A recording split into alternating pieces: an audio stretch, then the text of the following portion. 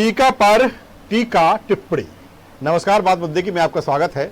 मैं हूं राजेश सक्सेना। कोरोना महामारी और इस महामारी से जंग लड़ने के लिए कारगर हथियार, और वो है वैक्सीन। वैक्सीन आ चुकी है या फिर लोगों तक पहुंचने वाली है। ड्राई रन हो चुका है और अब बस तैयारी है कि जनवरी के दूसरे सप्ताह में लोगों तक, जो इसको लेकर एक पूरी स्ट्रेटजी बनाई गई है, वैक्सीन मिलने लगेगी, लोगों को वैक्सीन लगने लगेगी। कोरोना संकट से लंबे समय से पूरा विश्व जूझ रहा है, भारत उससे अछूता नहीं है और भारत ने बड़ी सफलता हासिल की है। जिस तरह से वैक्सीन की हम बात करें, चाहे वो ऑक्सफोर्ड की कोविशील्ड और भारत बायोटेक की कोवैक्सीन को इमरजेंसी इस्तेमाल के लिए मंजूरी मिल गई है, लेकिन इसके साथ ही देश में वैक्सीन पर सियासत भी शुरू हो गई है।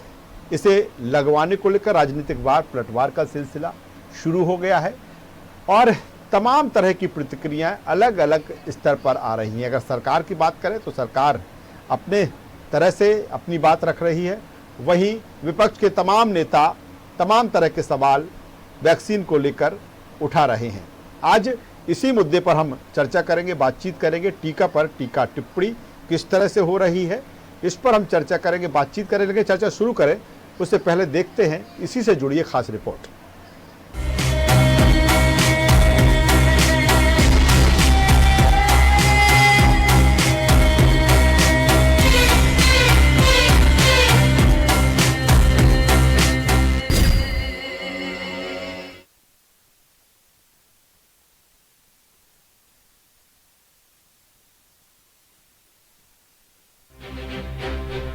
कोरोना संकट से जूझ रहे देश को वैक्सीन के आने से थोड़ी राहत मिली है। ऑक्सफोर्ड की कोविशील्ड और भारत बायोटेक की कोवैक्सीन को इमरजेंसी इस्तेमाल के लिए मंजूरी मिल गई है, लेकिन इसके साथ ही देश में वैक्सीन पर सियासत भी शुरू हो गई है। इसे लगवाने को लेकर राजनीतिक वार पलटवार का सिलसिला शुरू हो गया है।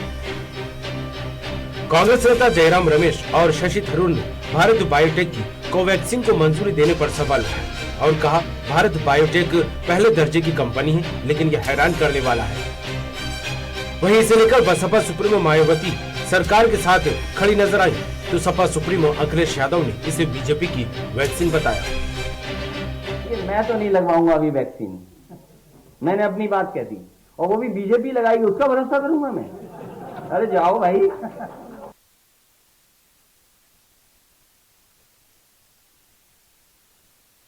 भाई, अरे अपनी सरकार आएगी, सबको फ्री वैक्सीन लगेगी।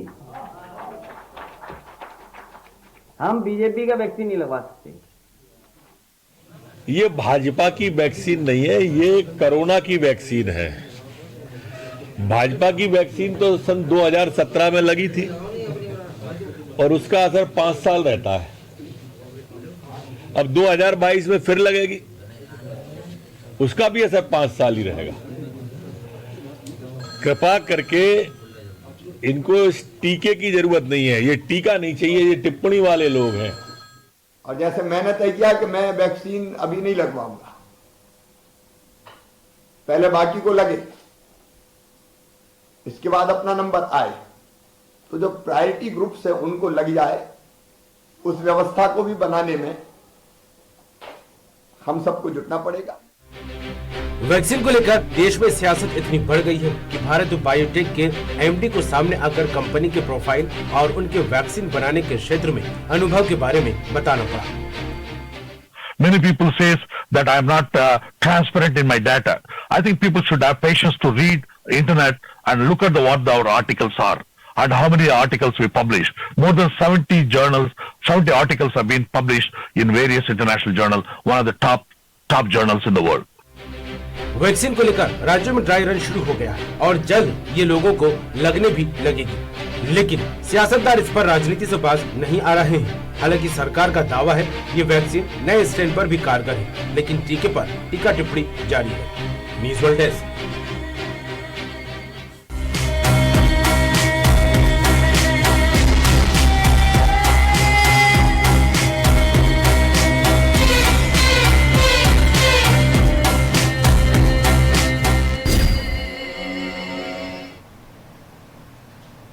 तो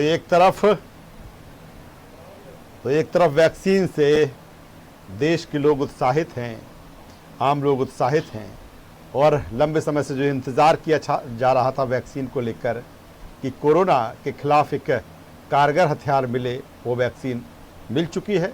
लेकिन टीका आया, अभी पूरी तरीके से लगा नहीं, लेकिन टीका टिप्पणी, सियासत और राजनीति जोरों पर है। आज इसी मुद्दे पर हम बातचीत करेंगे, चर्चा करेंगे। चर्चा शुरू करें उससे पहले अपने मेहमानों से आपका परिचय कराना चाहूँगा। हमारे साथ में हैं बीजेपी के वरिष्ठ नेता और प्रवक्ता गोविंद मालू जी। गोविंद जी, बहुत स्वागत करता हूँ आपका। हमारे साथ में है वरिष्ठ पत्रकार सूर्यकांत चतुर्वेदी साहब। सूर्यकांत जी, आपका भी स्वागत करता हूँ। और हमारे साथ जुड़ेंगे कांग्रेस प्रवक्ता रामनरेश त्रिपाठी, उनका भी स्वागत कर देता हूं। जब वो स्क्रीन पर हमें देखेंगे पुनः स्वागत करूंगा। सबसे पहले मालू साहब के पास में आता हूं। मालू साहब, लंबा इंतज़ार और मुझे लगता है कि जल्दी सफलता, लेकिन सवाल अब इसी बात को लेकर बीजेपी की सरकार पर कि कहीं ना कहीं राजनीतिक फ़ायदा लेने की जल्दबाजी थी, इसीलिए वैक्सीन में जल्दबाजी की गई है, पूरी तरीके से प्रामाणिकता नहीं है। उन कंपनियों पर विपक्ष के सवाल हैं जो वैक्सीन निर्माण में लगे हैं, चाहे हम भारत बायोटेक की बात कर लें या फिर हम बात करें दूसरी कंपनी को शील्ड जो वैक्सीन लेकर आ रही है उसकी। क्या कहेंगे टीका पर? इस तरह की टीका टिप्पणी को किस रूप में देखते हैं? भारत के नागरिकों की स्वास्थ्य की चिंता नहीं है, अपनी राजनीति की चिंता है जिन लोगों को, वो लोग इस तरह के सवालात उठा रहे हैं। उनको इस बात का गर्व और फख्र होना चाहिए कि जिन 5 देशों में ये वैक्सीन पर काम चल रहा था उसमें भारत एक है, और भारत ने ये वैक्सीन बनाकर इसकी ट्रायल करके और उसको अनुमति दी है। इसलिए ट्रायल में कोई कोताही नहीं बरती गई, इम्यूनोजेनेसिटी की पूरी पड़ताल की गई है। और जहां तक एफिकेसी टेस्ट का सवाल है, एफिकेसी ट्रायल का सवाल है, वो इबोला और स्वाइन फ्लू के समय एफिकेसी ट्रायल के बिना उनको अनुमति दी गई। ये केवल सवाल उठा सकते हैं, इस पर ट्रायल हो चुकी है, उसका परीक्षण हो चुका है कि इम्यूनिसिटी और उसकी जो दूसरी तकनीकी अर्हता है वो उस वैक्सीन के द्वारा पूरी की गई है। देखिए, भारत के नागरिकों को कोई मार देना चाहता है कि उनको जीवन देना चाहता है, ये सरकार की जिम्मेदारी है भाई। इस तरह से उस वैक्सीन को भाजपा की वैक्सीन कहकर या हम नहीं लगाएंगे या इसमें पानी है, ये कहकर मैं समझता हूं कि उन वैज्ञानिकों को जिन्होंने इस वैक्सीन को उनका निर्माण किया है, अथक परिश्रम करके किया है, उनके दिल पर एक करारा घाव ये लोग कर रहे हैं। ये राजनीति का विषय नहीं है, ये वैज्ञानिकों का विषय है और देश की स्वास्थ्य सेवाओं से जुड़ा हुआ सवाल है। CDSCS जो केंद्रीय औषधि मानक और नियंत्रक संगठन है, वो कोई अभी का बना नहीं है, वो बहुत पहले का बना है और के नॉर्म्स भी पहले के बने हैं। नॉर्म्स पर खड़ी उतर रही है वैक्सीन, तब उसको अनुमति मिली है। इसलिए कोई खिलवाड़ नहीं किया जा सकता है। चलिए, कोई खिलवाड़ नहीं किया जा सकता जनता के साथ। और विपक्ष के जो सवाल उस पर गोविंद मालू जी जिस तरह से कह रहे हैं, बीजेपी प्रवक्ता सूर्यकांत साहब चतुर्वेदी साहब हमारे साथ में वरिष्ठ पत्रकार। सूर्यकांत जी, क्या कहेंगे? चूंकि निश्चित तौर पर जैसे ही वैक्सीन, क्योंकि लंबा इंतजार भी नहीं कहेंगे कि जितना समय उसमें लगना चाहिए उतना समय लगा, और कोई भी वैक्सीन जब आती है कई तरह के प्रमाणिकता पर जब वो टेस्ट कर ली जाती है, जब सामने आती है, और जैसे ही वैक्सीन सामने आई पूरे देश के जो लोग हैं वो उत्साहित हैं और अब इंतज़ार कर रहे हैं कि उनकी बारी कब आएगी, कब उनको वैक्सीन मिलेगी, क्योंकि हर कोई कोरोना से बचना चाहता है, हर कोई कोरोना से सुरक्षित होना चाहता है कि जिस तरह से महामारी के रूप में सामने है। क्या कहेंगे, किस रूप में देखते हैं टीका टिप्पणी को, या फिर कितना जायज़ विपक्ष के वो तमाम तरह के सवाल, या फिर हम भारत बायोटेक को लेकर कह लें कि ये कहा जा रहा है कि उतना अनुभव कंपनी को नहीं, या ये कहा जा रहा है कि राजनीतिक फायदे के लिए वैक्सीन को जल्दी लाया गया। किस रूप में आप देखते हैं अपने अनुभव के आधार पर सारी चीज़ें? देखिए, सबसे पहले तो मैं उन वैज्ञानिकों को बधाई दूंगा जिन्होंने भारत का नाम इस तरह की वैक्सीन को समय से पहले ईजाद करके दे दी है। और इसमें खास बात यह है कि भारत उन देशों में शामिल है जिस देश ने 2 वैक्सीन तैयार की है। तो यह तो भारतीय नागरिकों के लिए, भारतीय वैज्ञानिकों के लिए, खासतौर पर समूचे देश के लिए गर्व का विषय होना चाहिए। इस देश का दुर्भाग्य है कि जो राष्ट्र से जुड़े, जो लोगों के जीवन से जुड़े मामले होते हैं, उन मामलों में भी लोग राजनीति करते हैं और राजनीति देखते हैं। मैं कहूँगा कि पक्ष हो विपक्ष हो, उसके लिए राष्ट्र सर्वोपरि होना चाहिए, उसके बाद जनता सर्वोपरि होना चाहिए। जिस तरह की कोरोना महामारी है, उस महामारी से विश्व के सबसे मजबूत से मजबूत देश जूझ रहे हैं और सारे लोग इस वैक्सीन को बनाने में जुटे हुए थे। ऐसे मामलों में जब हमारे देश ने एक साथ 2 वैक्सीन तैयार की हैं, ये देश के लिए गर्व का विषय है, वैज्ञानिकों के लिए गर्व का विषय है और निश्चित रूप से इससे देश का नाम पूरे विश्व में हुआ है। खास बात यह है कि हमारे देश की एक वैक्सीन जिस कंपनी ने तैयार की है, वो कंपनी विश्व के 1 से 23 देशों में पहले से वैक्सीन की सप्लाई करती है और वर्तमान में कोरोना की वैक्सीन अफ्रीकी देशों में देने जा रही है। तो ये तो हमारे और आपके लिए गर्व का विषय है। राजनीति की जानी चाहिए, सत्ता पक्ष और विपक्ष के बीच निश्चित रूप से आरोप प्रत्यारोप का होना जरूरी है। लोकतंत्र में एक मजबूत विपक्ष भी होना चाहिए, वो अच्छी चीज है। लेकिन मैं कहता हूं कि कुछ सब्जेक्ट ऐसे होते हैं जिन सब्जेक्टों पर राजनीति किसी भी तरह से किसी भी दल को नहीं करनी चाहिए। खासतौर पर जब देश की बात हो, स्वास्थ्य का मामला हो, देश की जनता का मामला हो। अब जिस तरह सवाल खड़े किए जा रहे हैं, उसमें आप भारतीय वैज्ञानिकों की उनकी क्षमताओं पर, उनके विश्वास पर चोट पहुंचाने का काम कर रहे हैं। इसे हम कतई उचित नहीं कहेंगे। चलिए इस बीच रामनरेश त्रिपाठी साहब, कांग्रेस प्रवक्ता, हमसे जुड़ चुके हैं। बहुत स्वागत करता हूं रामनरेश जी आपका। जी, तमाम तरह के सवाल आपके वैक्सीन को लेकर हैं। एक तरफ वैक्सीन से देश के लोग उत्साहित हैं और अथक परिश्रम जो वैज्ञानिकों का या फिर वो कंपनियां जो इसका निर्माण कर रही हैं, लेकिन कांग्रेस के तमाम तरह के सवाल हैं। सवाल इस बात को लेकर भी कि राजनीतिक फ़ायदे के लिए वैक्सीन को जल्दी लाया गया, जिस कंपनी को बनाने के लिए दिया गया उसके पास उसका अनुभव नहीं है। क्या कांग्रेस इस वैक्सीन के आने से उत्साहित नहीं है?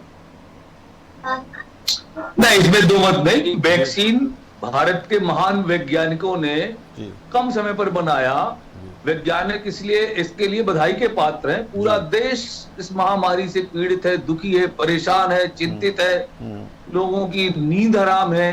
कब ये वैक्सीन आएगी, कब ये महामारी के संकट से हम दूर हो पाएंगे, इस विषय को लेकर के निश्चित रूप से कहीं ना कहीं चर्चाओं का दौर रहता है। लोगों के मन में ये बातें हैं।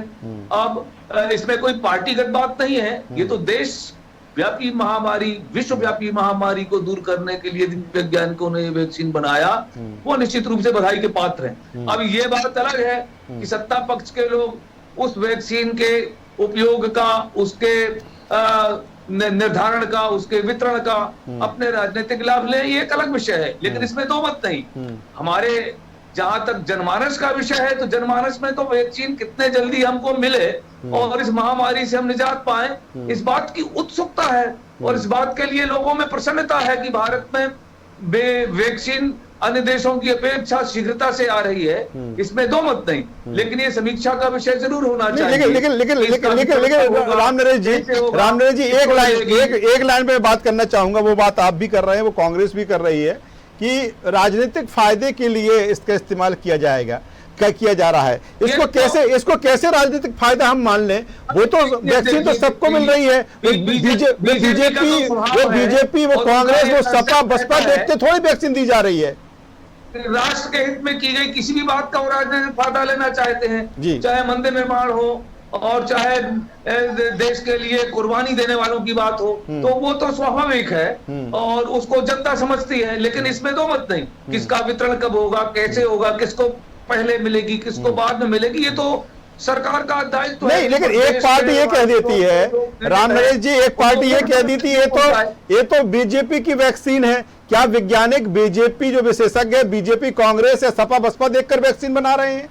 कांग्रेस ने कभी नहीं कहा कि ये बीजेपी की वैक्सीन है, ये तो कांग्रेस ने नहीं कहा, ये अखिलेश यादव ने कहा है। जी जी नहीं, कांग्रेस का ऐसा नहीं है जी। हमारा तो ये कहना है कि वैक्सीन गवर्नमेंट की जवाबदारी है कि गरीबों को, अपाहिजों को और बीमार लोगों को बहुत जल्दी अच्छे ढंग से पहुंचे, ये सरकार को सुनिश्चित करना है। और इस सुनिश्चितीकरण में यदि राजनीति हुई तो निश्चित रूप से दुख का विषय हो सकता है। नहीं तो अभी ऐसा तो लग नहीं रहा है, क्योंकि मुख्यमंत्री शिवराज सिंह चौहान अगर मध्य प्रदेश की बात कर लें तो उन्होंने भी आगे आके ये कहा है कि मैं वैक्सीन पहले नहीं लगवाऊंगा। जो एक प्रायोरिटी तय की गई है इस वैक्सीन को लेकर, जिस तरह से निर्धारण किया गया है, वैक्सीन उसी आधार पर स्टेप बाय स्टेप लगे। लेकिन इस पर भी सवाल है कि सीएम शिवराज सिंह चौहान डर रहे हैं वैक्सीन लगवाने से।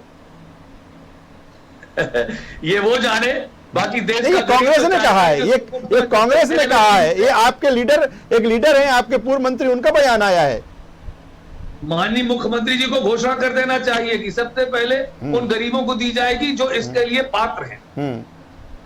चलिए दोबारा आऊंगा चलिए रामनाथ जी, दोबारा आऊंगा मैं दोबारा आऊंगा मैं आपके पास में। मालू साहब के पास में जी। मालू साहब जी मैं आपको ये बता दूं कि ये वैक्सीन पहले 1 करोड़ हेल्थ वर्कर्स को और 2 करोड़ फ्रंट लाइन वर्कर्स को लगेगी।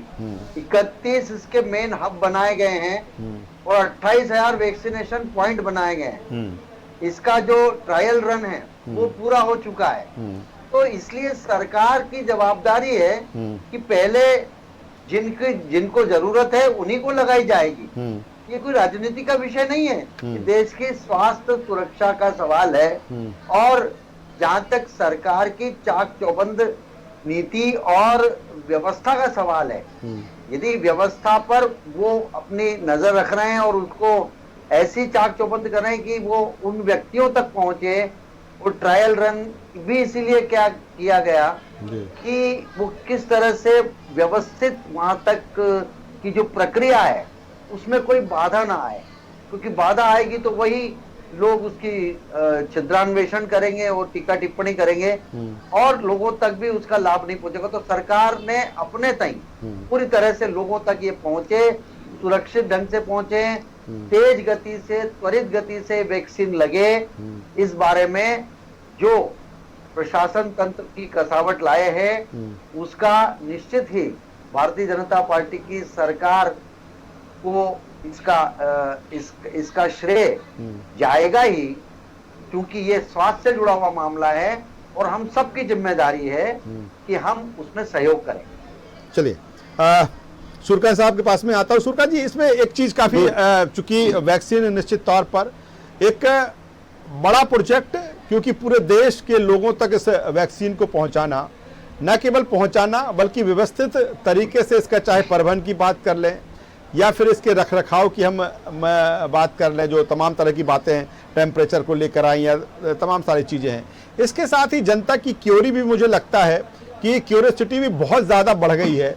हर व्यक्ति ये चाहता है, हर व्यक्ति के जहन में तमाम तरह के सवाल हैं कि ये वैक्सीन उस तक कब तक पहुंचेगी। हालांकि जिस तरह से मालू साहब बता रहे हैं कि फर्स्ट प्रायोरिटी के आधार पर किन किन को ये वैक्सीन कितने लोगों को मिलना है, लेकिन क्या सरकार के स्तर पर यह भी ज़रूरी है कि कुछ इस तरह के सेंटर्स या कुछ इस तरह की जानकारी जहां से लोगों को मुहैया हो सके, या फिर जिस तरह से रजिस्ट्रेशन को लेकर कहा जा रहा है कि उसके लिए भी लोग अभी तक पूरी तरीके से अवर नहीं है कि कैसे क्या रजिस्ट्रेशन होगा, कैसे क्या उनको वैक्सीन मिलेगी, तो क्या सरकार के स्तर पर इस दिशा में भी अभी काम करने की जरूरत है? नहीं, देखिए मैं आपको बताऊं, मालू साहब ने जैसा तक बताया है कि पहले 1 करोड़ स्वास्थ्य कर्मियों को लगेगा, उसके बाद 2 करोड़ फ्रंटलाइन कार्यकर्ताओं को वैक्सीन दी जाएगी। लेकिन इसके अलावा केंद्र सरकार ने तय किया हुआ है कि जुलाई तक प्राथमिकता वाले 27 करोड़ लोगों को वैक्सीन दे दी जाएगी। तो उस हिसाब से अगर आप देखें तो सरकार ने कोल्ड चेन बनाई हुई है, स्टोरेज की व्यवस्था कर ली है और उस पर काम किया जा रहा है। रही बात, आपको एक चीज और बता दूं, तो उसके लिए जो बैठक हुई थी, उस बैठक में एक सुझाव आया था और शायद उस पर अमल भी शुरू हो गया है। जिसको वैक्सीन लगना है उसका डाटा सरकार के पास होगा, सरकार की तरफ से उसको एक SMS जाएगा, उसमें उसको पूरी जानकारी दी जाएगी कि आपको कितने बजे कहाँ पे वैक्सीन लगवाने के लिए जाना है। वहाँ उसका पहले से पूरा डाटा तैयार रहेगा और उसको सुरक्षित तरीके से, एक व्यवस्थित तरीके से वैक्सीन देने की व्यवस्था की जा रही है। और निश्चित रूप से सरकार का यह अच्छा प्रयास है।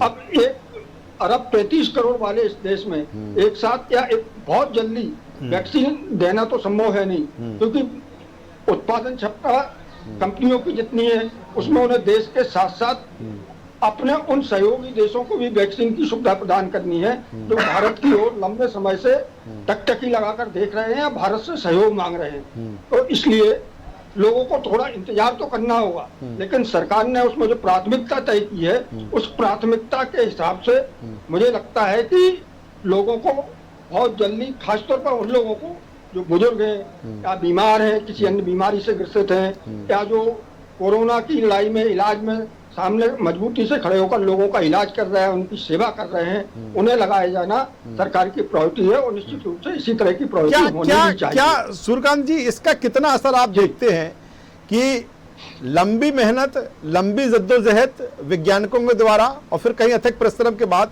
वैक्सीन को सामने लाना, और फिर जब इस तरह के बयान तमाम सारे नेताओं के, तमाम सारे दलों के आते हैं, तो ऐसे में उन पर क्या किसी तरह का मनोवैज्ञानिक दबाव देखते हैं? हालांकि क्योंकि मैं इसलिए कह रहा हूं कि जिस भारत बायोटेक के को लेकर बात की गई कांग्रेस की तरफ से कि नई कंपनी है, उतना अनुभव नहीं है, और उसी के ठीक चलते वहां के MD को सामने आकर अपनी प्रोफाइल बताना पड़ा। देखिए, आपको बताना, इस देश का दुर्भाग्य है, इस देश में बहुत सारे ऐसे मुद्दे होते हैं जिन पे ना तो चर्चा होनी चाहिए, ना आरोप प्रत्यारोप का दौर होना चाहिए, लेकिन इस देश में वो सब होता है। अगर किसी अन्य देश में इस तरह की बात कोई राजनेता या कोई अन्य दल करता तो आप समझ सकते हैं क्या होता है उसका परिणाम। लेकिन इस देश का दुर्भाग्य यही है, भारतीय राजनीति के, आपको बता दें, लोकतंत्र की जितनी खूबसूरती है उस खूबसूरती में इस तरह की बयान, उस तरह की चीजें कालिक पोतने का काम करते हैं। मैं एक बयान देख रहा था, सपा के युवा अध्यक्ष हैं, पूर्व मुख्यमंत्री हैं, लेकिन जिस तरह से उन्होंने बयान दिया, निश्चित रूप से उसे कि तारीफ तो कोई नहीं कर सकता। तो इस तरह के बयानों से लोगों को बचना चाहिए। जो वैज्ञानिक दिन रात अथक परिश्रम कर रहे हैं, उसमें कई वैज्ञानिक ऐसे हैं जो 6-6 माह से अपने घर नहीं गए हैं। तो पैसा मिलना अलग बात है, कंपनी के लिए काम करना अलग बात है, लेकिन उसमें लगन और मेहनत करके आपको एक नई चीज लाके खड़ी करके देना, जिससे देश ही नहीं, चलिए सारे लोग। रामनरेश त्रिपाठी साहब के पास में आता हूं। रामनरेश जी, क्या राजनीति और सियासत के 24/7 यानी कि 24 घंटे 7 दिन मुद्दे होते हैं, सत्ता पक्ष विपक्ष, तमाम तरह के आरोप प्रत्यारोप, लेकिन जब इस तरह की चीज होती है जिसमें कहीं ना कहीं पूरे देश को एक साथ खड़े होकर दिखना चाहिए, सारे राजनीतिक दलों को खड़े होकर दिखना चाहिए, ये अलग बात है। उससे रिलेटेड कोई सुझाव हैं, कोई बातें हैं, उनको आप सरकार के साथ साझा कर सकते हैं। लोकतंत्र में सत्ता पक्ष और विपक्ष दोनों का अपना एक अलग स्थान है। तो क्या नहीं लगता आपको कि ऐसे समय में इस तरह की टीका टिप्पणी और राजनीति कितनी उचित है? नहीं, देखिए, जब भी देश के ऊपर संकट है या महामारी है, उसमें निश्चित रूप से सारे दल एक साथ खड़े होते हैं, राष्ट्र के साथ पूरे दल हैं। और कहीं समीक्षा की कोई बात होती है तो ये वैक्सीन महामारी जो कोरोना की है इसके समय आई, निश्चित रूप से वैज्ञानिक इसके लिए बधाई के पात्र हैं। लेकिन इसमें कितनी वैक्सीन कितनी महामारियों के लिए लगी है देश के 60-70 साल के भीतर, तो निश्चित रूप से कहीं ना कहीं इसमें कोई बड़ा भारी प्रश्न चिन्ह नहीं है। केवल वितरण को लेकर के जरूर सुनिश्चित किया जाना चाहिए। मालू साहब ने कहा, माननीय महोदय हैं, कि इसमें सरकार को श्रेय जाता है। निश्चित रूप से सरकार को श्रेय तब जाएगा जब इसका वितरण सही सुनिश्चित ढंग से एक आम आदमी तक पहुंच जाएगा, तो निश्चित रूप से सरकार को श्रेय जाएगा। और यदि इस वितरण में निश्चित रूप से कहीं खामियां हुई तो आलोचना का विषय तो भाई रामनरेश जी, अभी से आशंका क्यों? अभी वो सारा सिस्टम सामने तो आना दीजिए। अगर कुछ कमी दिखती है तो आप उस समय आलोचना कीजिए, कोई दिक्कत नहीं है। प्रजातंत्र में, लोकतंत्र में इससे बड़ी कोई खूबसूरती नहीं होती। लेकिन अभी से हो हल्ला करना, अभी से तमाम तरह के सवाल उठाना कहां तक उचित? नहीं, ऐसी कोई बात नहीं राजनीति है। करती है कांग्रेस। जी मालू साहब क्या कह रहे हैं? मालू साहब क्या कह रहे हैं?